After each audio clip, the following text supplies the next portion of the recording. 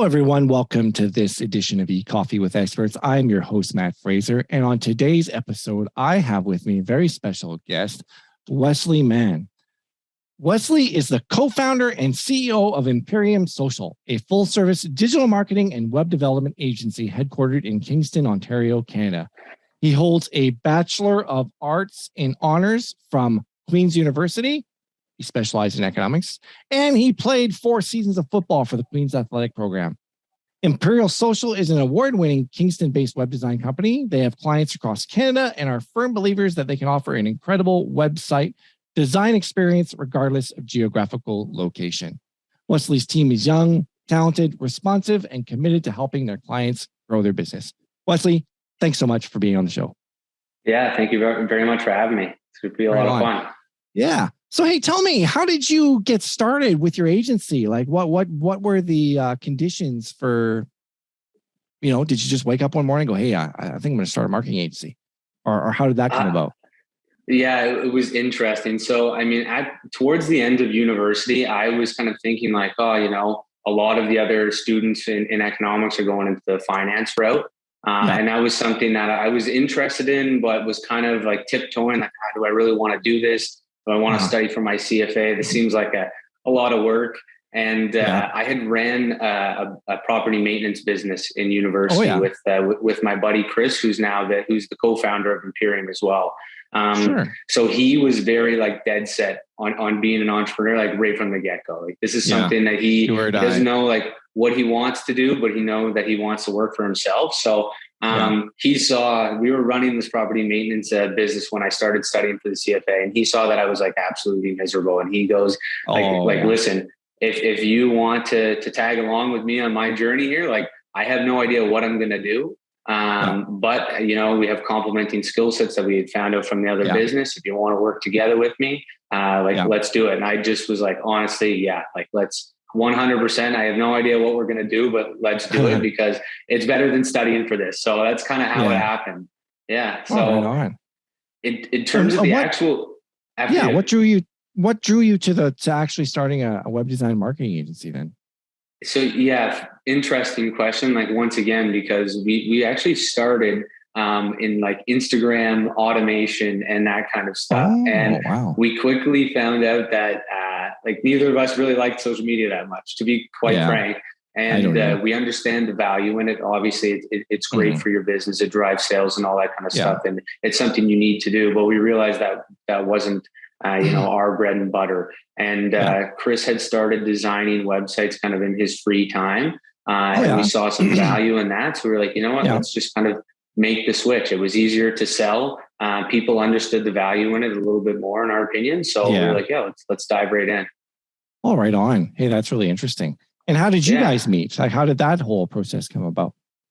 Yeah. So we both played football together at Queen's. So exactly. So in training camp, they kind of put you up in these miserable residences with uncomfortable beds and stuff like that for 2 weeks. Yeah. And you're in there with all the first year guys, and you're just kind of struggling together. And Chris happened to be my neighbor. So 2 days in training camp, I catch the guy stealing my food in my closet, and we've been good buddies ever since. So right on. At least you were forgiving and all that stuff. So interesting start to a friendship. Yeah, absolutely. So has it been hard to like stay motivated in being an entrepreneur? Because I mean, there's a lot of responsibility. You got people relying on you, number one, if you have employees, and you got there's ups and downs. I mean, being an entrepreneur I'm an entrepreneur, so I know. And so I'm just saying there's the ups and the valleys and the peaks. And how have you found ways to stay motivated and to keep going through the some of the challenging times? Yeah, I think honestly, like setting like what your main goals are and having a clear vision of kind of like what that end of the line looks like. And for Chris and I, it's building like that agency that, is very much something that's self-sufficient. We could be on a beach somewhere developing websites and taking client calls and all that kind of stuff. So just keeping that end goal in mind is super important for me. You're going to have off days. It happens, obviously. There's going to be days when you don't really want to do much. It happens to everybody. But just keeping that end goal in mind is always something that's kind of kept me driven. And also too, just trying to have fun along the way. Like I really don't think it's it's very much something that it's like, I'm going to get to this end goal. And it's like, wow, I've done it. I think it's very important to not take things too seriously and just have fun and just work away at it day by day, just kind of chip away at it and have a good time. Absolutely. So that's kind of how we go about doing it. Absolutely. And so you guys transitioned from like doing Instagram marketing automation to websites. What was your means for gaining clients? If you don't mind me asking. Yeah, there wasn't much means at the beginning. Honestly, we bootstrapped our agency from just Chris and I. So we didn't take any like external funding or anything like that. Yeah. So there were some tough times at the beginning, but I think what we just ended up doing, you know what I mean? It's very much one of like the biggest things that we found for getting more clients is just delivering a good quality service and maintaining quality relationships. We found like that has been by far been the best way to kind of keep sales going. So we've tried absolutely everything under the sun to try and get sales. We've done TV commercials, which we have running right now. We do PPC. We've obviously invested in SEO for years, social media marketing, white labeling, all that kind of stuff. But I think by far the biggest thing that's helped us gain sales over the years is just maintaining those relationships and giving a quality product that's up to standard. So I think that's kind of the biggest thing. Customer experience. Absolutely. Yeah. 100%. I think too, and I'm not sure what it's like in Edmonton where you're at, but definitely in Ontario, there's a lot of like stigma that the web design agencies out here offer horrendous customer service, like absolutely terrible. It's not only is it where you and I live, but it's everywhere. Across, there you go. Everywhere. It's across North America. Because anybody can slap up a website and, just to be frank, fill out a LinkedIn profile and tell you they're a web designer and then not really know what they're doing. That's why, it's kind of like I was telling you about my experience in car sales. Like the reason why the car industry has such a bad rap is because managers don't want, it's number one, it's a fallback career for most people. In other words, they don't go into it wanting to do it. And a lot of the people that get into it are, because it's a fallback career, they're coming from certain places that, aren't the best, and they don't train them. And so there's a reason why that's such a bad experience. And it's the same thing to be frank, through web design companies. Like it's unsettling to me because I do this a lot and I've been doing this a long time. And I was just looking at a website yesterday that I won't go into the details of it, but I can't believe that the business owner got ripped off as bad as they did, and that the site was built as poorly as it was, and that the SEO was being done for the past year as poorly as it was. So it's unfortunate. It's something we have to deal with, something we have to try. And so what are some of the ways you've overcome that? So for instance, you were now, when you were first trying to get clients, was it you and Chris, were you going and knocking on doors? Were you using word of mouth? Like, were you like reaching out to friends and family and saying, hey, we're doing this now, if you know of anybody who wants a website design? Were you working for like low costs, like lower, just to break even, to just get the business to build the portfolio? Were those some of the things you guys did, or could you elaborate on? And all of the above. Honestly, we went to the friends and family route, but it dries up pretty quick. You know what I mean? It's always strange. Like Chris and I aren't big to like ask people for like a handout and stuff like that. It's a little bit of an awkward conversation too. And also at the time, like, to be quite honest with you, like the websites we were building were not very nice. We build fantastic websites right now, but we needed to learn. We needed more clients. That's exactly it. So it was tough getting going, but we basically lost money, I would say, on the first handful of websites just to get like a few in our portfolio. Yeah. It was super important for us to just, start building our portfolio, get some people going, so that we had a little bit of proof of concept for other people, because obviously it's a huge thing trusting you. You know what I mean? I can sit in front of you and smile and have a good conversation with you. But at the end of the day, if I don't have any results to show you, then it's very difficult to sell you a website. So another thing that we did to help with that is we built a lot of websites that were just like, we like the video production industry. So we built a website for a fake video production company. It was just like, here's what we can do, So we just started building portfolio pieces when we had extra time. And so, that really helped selling as well. So just hold the phone for a minute. Yeah. So you guys built websites that were just showcase pieces. They weren't for actual real clients. And yet you made them look sexy and beautiful and functional and all of those things. And clients were accepted. Did clients ever ask, are those real websites or real clients? I honestly, no, not really. Never really came up. Like we would just kind of put them up there, and here they are. And like if they asked, we would be honest with them. But I don't really think that question ever got asked. You know what I mean? So is what it is. Smart. You go on a free logo maker or a really cheap logo maker. You just get something out there, and Chris and I have always. Yeah, exactly. We've always just kind of found like unique ways to kind of grow even our property maintenance business before. And then also, this business, but definitely no shortage of long hours and hard work. Like, that's what it takes. We definitely tried to take advantage of, there's a grant program in Kingston. I'm not sure if they have it over in Edmonton, but it was called Digital Main Street. And it's basically $2,500 to help market your business. So we basically went around town handing out flyers to every business in Kingston being like, listen, we can get you $2,500. Like, do you need a new website? So we were persistent. We knocked on people's doors all the time. So it was an interesting experience, but a fun one. Yeah. Yeah. That's a government grant program or something like that. They do. Exactly. Still going on right now. It's still going on. Yeah, I think they're in their 4th iteration right now. Yeah. And do you have to be how can any agency do this? And by the way, for those a lot of our audiences from the States and around the world. So we're talking about a Canadian, we're talking about a Canadian program right now, everyone. So it's a Canadian program where a business can get a $2,500 grant to get a website. So if you're an agency in Canada, kind of a smart thing to do for an agency to go and approach people. So do you have to get certified? Do you have to get certified as an agency to be a part of this program? No, not even. Like you can the front door. I swear you definitely, you can register on their website and stuff like that. But at the end of the day, it's the client's choice to use whoever they'd like to use for the project. Wow. That's very interesting. Very interesting. Yeah. Okay. So that helps. That helps when you have no kind of proof of concept to show a client. Here's free money. Exactly. Here's some free money. Another thing I've heard to do is to approach nonprofits and say, hey, I'll do a website for you for free, but all I want is a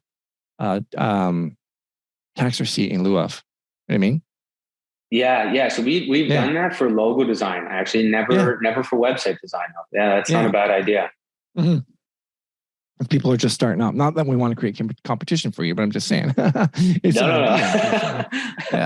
So another idea, if I may, that I learned from an agency in Australia is you have a website giveaway. Win a website by 4:30 tonight or something like that. I just thought of that just now. It's stupid, I know. Yeah. But you have a website design contest every month and you use contest software on Facebook. And the website is a templated website. It's not a custom website. Mm-hmm. And so people enter to the contest. And then at the end of the contest, obviously you pick the winner. And then everybody that didn't win gets a $200 off coupon for a website. And then that's a good idea. And then the person who won, you upsell them to a custom website. Hey, here's a template set, but we could upsell you. And it's a pre-made theme that they can choose from. It's when it's a free website. You know what I mean? And then you upsell them to a custom website or whatever. But you're still going to make money from hosting. You're going to make money from the marketing work and so on and so forth. So the lifetime value would be definitely positive. Yeah. So this guy had one of the top agencies in Australia. So it's definitely a proven idea that feel free to steal because I don't do web design. Feel free to steal that idea because I don't do custom web design for people anymore. We can talk about why. We can talk about why off camera, but anyway. There we go. So what was the next step? You guys got going. I'm assuming you started to get more and more referrals. People started seeing the quality of the work you do. Obviously, you did was the iteration after the websites to start doing marketing for people? Yeah. So I would say like we really it's interesting. We made the same mistake, I think, with our property maintenance business, and we kind of realized we were doing the same thing. What we did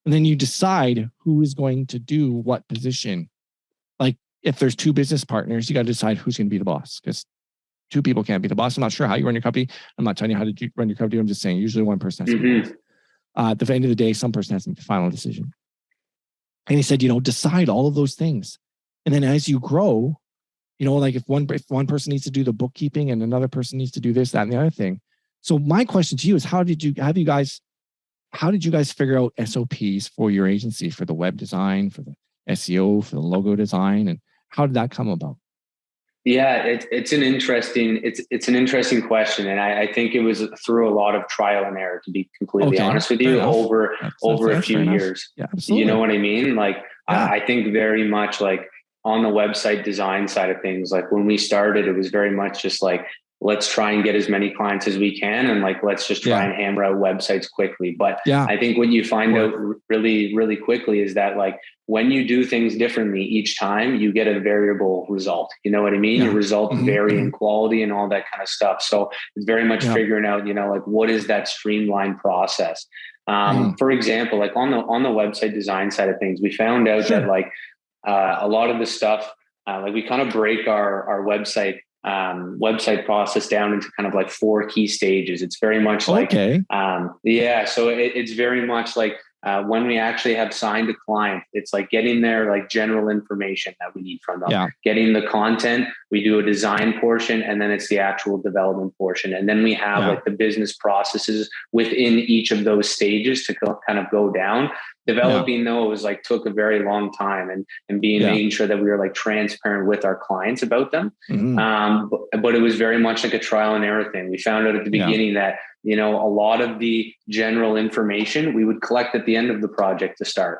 And then we found out that, oh my God, by the time we go to launch, we don't have like the hosting information. We didn't have their original domain registrar login information. So it was like, okay, we need to make sure we get all of this information from the get-go. So at the same time they're doing the content, we get all of this information. So that way they can do like their grunt work up front, and then we can kind of take over the process, and they can kind of take the back seat towards the end of the project, and they get to see that result in the design and everything like that. So it was very much just kind of figuring out like where my strengths lie, where Chris's strengths lie, and then let's kind of figure out what's the best way to do it.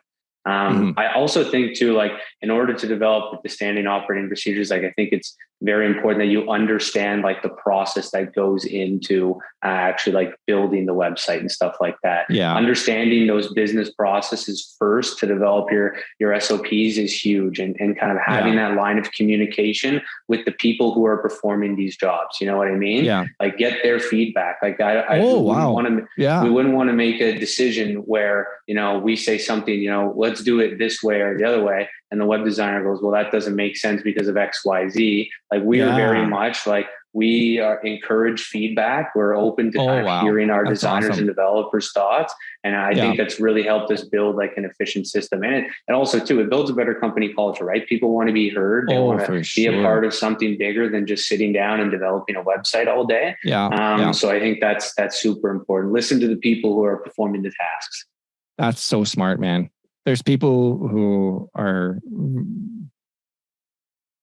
have not learned. There's probably not to people who are probably twice your age that haven't learned that lesson yet. So kudos on you for learning that lesson. Hey, thank you. That's just that's awesome. And sometimes I don't know. After you. No, go ahead. I was just going to say, and sometimes you get feedback that, what may not make sense. And sometimes you get great feedback. I think it's very much that fine line of figuring out, like what is quality information to input and what's something that can be changed. You know what I mean? So, like being able to like formulate your own thoughts on that kind of stuff, and having a business partner like Chris to be able to bounce those thoughts off of and kind of come to a perfect solution is super important for us. Absolutely. And I guess even like, creating a culture where people can feel comfortable sharing an idea and then not poo-pooing on them and saying, well, that's such a stupid idea. Why did you share that with me? Say, hey, you know what? That's a great idea. Well, we're going to park that and simmer on it for a little bit, but thank you so much for sharing. Or, hey, that's a great idea. We're going to implement that. That's awesome. But, not making people feel dumb or degraded or whatever for at least opening their mouths and feeling an atmosphere to share. Absolutely. Yeah, that's super important, right? Like we want our employees to come to work and have fun. Like there's no point in showing up and just thinking like, oh, this is a job every single day and it's kind of taxing and boring and whatever it is, like we want to build a company culture that's fun to work in and that you can actually thrive in, and you're willing to kind of go that extra mile because you enjoy what you do on a daily basis. Because at the end of the day, like Chris and I are so invested in this. This is what we do for a living. We started this thing from nothing. So it's like, we want you to, that's exactly it. And we want you to kind of feel like a similar responsibility. And the only way to get people to do that is to allow them to have some creative flexibility and grow with the business. And so, So what other things have you guys done to make that kind of a culture, to make it a fun place to work at? Yeah. So I think, Chris and I are very much like under the impression it's like a work hard, kind of play hard company. Like we are constantly screwing around in the office and doing stuff like that. But like we'll play games where we'll play like music over our speakers, and it's like a movie theme, and we have to guess what movie the music's from. Like random little stuff like this. You know what I mean? Fun. Like we're constantly doing that kind of stuff, but also too, it's just like general team building. We go for lunch, we go to movies together, like all that kind of stuff. You know what I mean? It's very much just supposed to be like a good environment. We get drinks on your birthday. We do all that kind of stuff. On. You know? That's very important.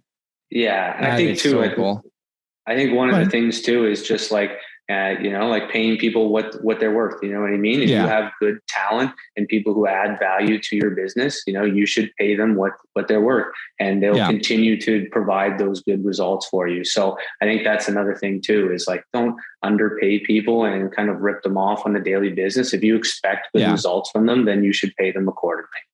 Absolutely. Are there any other strategies for retaining staff, like bonuses or benefits or things that you guys have discovered? Yeah. So I think like one, like just the company culture is a big thing, like you've talked about. That's very much a thing. Like we want to develop a culture where, you contribute on a daily basis to something bigger than just like your 9-to-5 job. You're helping build this company. And that's something that's very important to us. But we also offer like full benefits for our employees, all that kind of stuff. And we're very flexible with vacation and that kind of stuff as well too. Work from home. We're big proponents of that. Like there's a point in time when all of us were just working from home because of COVID, Chris and I were taking sales calls. We lived together at one point, and we're taking sales calls basically in our underwear on the couch, just talking to these big corporations, and they have no idea. So you're at home on your couch. That's exactly it. So it's that's one of the benefits of owning an internet-based company, is you can do stuff like that. Yeah. So I mean, just being flexible and stuff like that, and not taking stuff too seriously, I think is super important for us, at least. Oh, that's awesome. Hey, what kind of tools did you guys find were beneficial and helpful in recording those SOPs and managing those things to communicate those to your staff? Yeah. So we use Trello for basically everything. Trello. Okay. Yeah. So like in terms of I guess the standard operating procedures for like our sales and stuff like that. When a lead comes to our website, automatically pops up into our Trello board, into our lead. So we treat it as almost as like a CRM, but it's also like what we use for, our calendars, our management, all that kind of stuff. So we kind of made like our own custom platform within it, which is really cool. So just making sure that like everything is kind of laid out in specific steps, and it's very, very visual. That's why we like Trello as well too. It's very visual. It's very easy to see like what's been completed. You can track certain things. So I would say that's by far the biggest tool that we've used to make sure that, our employees are following everything, but also too, like we've created standing operating procedures for like what our clients will have to do in terms of following the process from start to finish. So we make sure that it's nice, visual, easy to learn, and then Trello's being able to do that for us.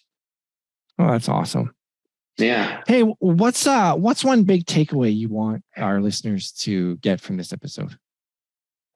One big takeaway? That's interesting. I don't know. Maybe just, don't take yourself so seriously with the digital marketing side of things. Just have a good time and and just grow your agency at the rate it's going to grow with. I think managing your expectations and mitigating your risk is super important. And if you just kind of do this stage by stage and not try and just overhaul your entire agency like right at one go, and you do little things, analyze, and then fix, I think that's a super, super important way to kind of do things. Yeah. And I think one thing I got, if I might add, is don't try and be, this is from you, that I got from talking to you, is don't try and be everything to everyone.